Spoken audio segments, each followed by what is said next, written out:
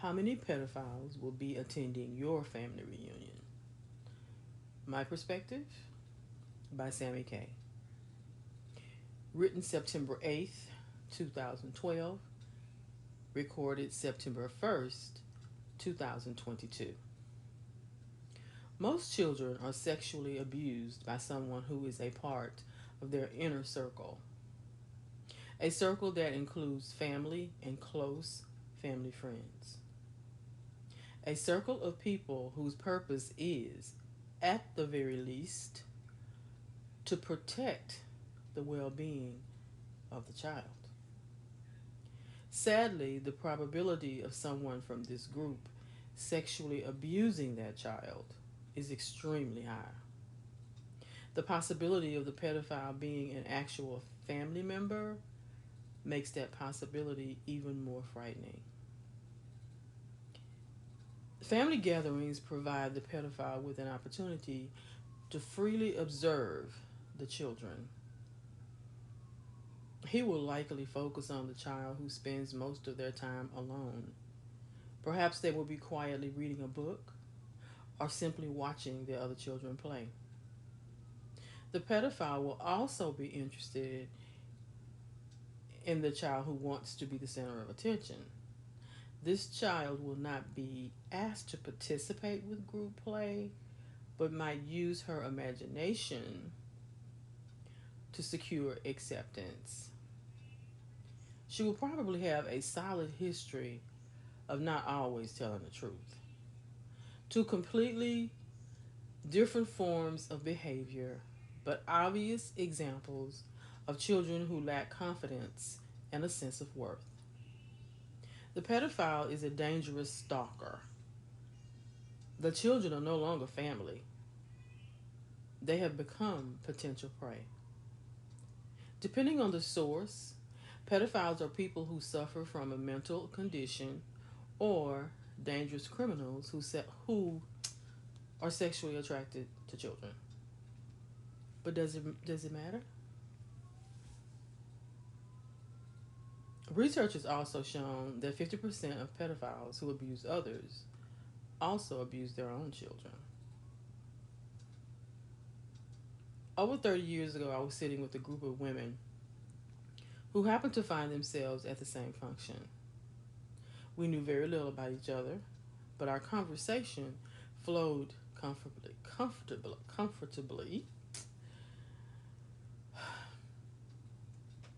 I have no idea how the subject came up, but I suspect we were discussing a recent news story.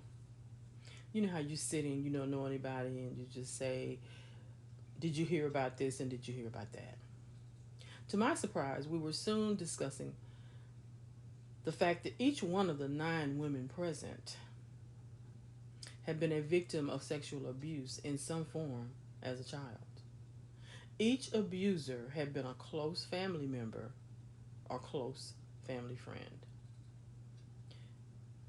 The women were from different backgrounds and different parts of the country. We were able to share our feelings without going into the degrading details. We did take the time to discuss the abusers. They consisted of siblings, uncles, cousins, neighbors, church members, church leaders, and just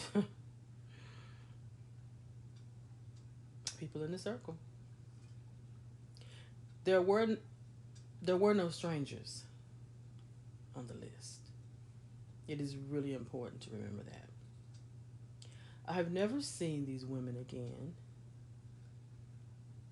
but we are left with a feeling of kinship, deep understanding, and sadness for ourselves and others who had to experience what we had. Some people feel that by the time a child reaches adulthood, she could or should have gotten over the effects of the abuse. With God's help, you can certainly have a full, healthy, productive life. But think of how much better her life might have been without those memories. And family reunion time usually comes once a year. A child, any child, is a special gift that should be protected at all times. A child's family should be an extension of the love and security of the child's parents. A child's trust, confidence, and sense of worth should come from these people who make up her personal world. When someone a child trusts abuses them in any form, it instantly and painfully removes their feelings of security. Just think about it for a minute. Even children under the age of 10 will know when someone is asking or forcing them to participate in something that is wrong. They don't understand why, some of them, but they know it is wrong and it is frightening. Even if the child is not initially touched, their childhood innocence has been stolen forever. If their body wasn't touched, their spirit was. For older children, not being able to stop the abuse allows the pedophile to plant a seed of guilt and shame that he will strongly encourage, even after the initial abuse. The child may seriously question their actual existence well into adulthood. The pedophile will use this fear as a form of control. They may threaten the safety of the child and his or her family. The pedophile will convince the child that if she tells anyone, her parents will come and hurt him and they will go to jail. Simple, but it usually works. The child will try to protect their family. The pedophile will also try to convince the child that no one will ever believe her story. What if the child does tell her parent? How the parents respond will greatly affect the mindset of the child now and in their future. Most parents will comfort their child and attempt to say the right words, whatever those are, but they try to help their child. Consulting an expert is always best. One of the mistakes that many parents make regarding pedophiles who are family members is the fact that they make the decision to keep the abuse a secret. But is it a secret?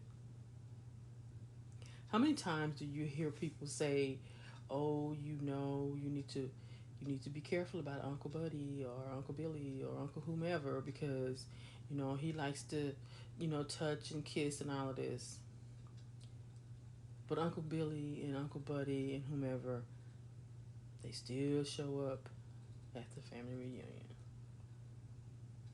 So, the abused child is forced to be in the presence of their abuser.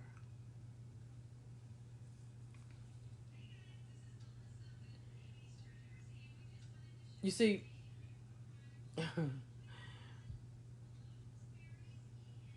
the secret is really not a secret at all. There are enough women in the family who have had the same experience.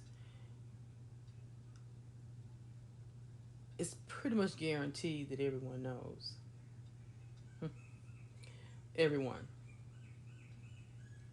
But nobody wants to be the one to create drama.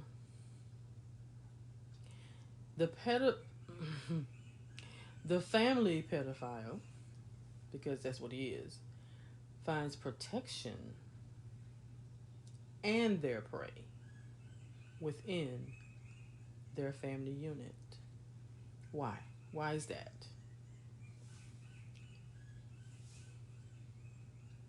Is saving the family from shame worth generation after generation of children having to be in the presence of their abuser? Is it worth these children being taught, because that's what they're shown, that abuse is accepted behavior in her family and her abuser will not be punished? Is it worth her believing that she must have deserved uh, what he did to her for him to abuse her? After all, her dress was almost too short, huh? Isn't that what he told her? Isn't that what Aunt Susie said when she passed by? So it must be true.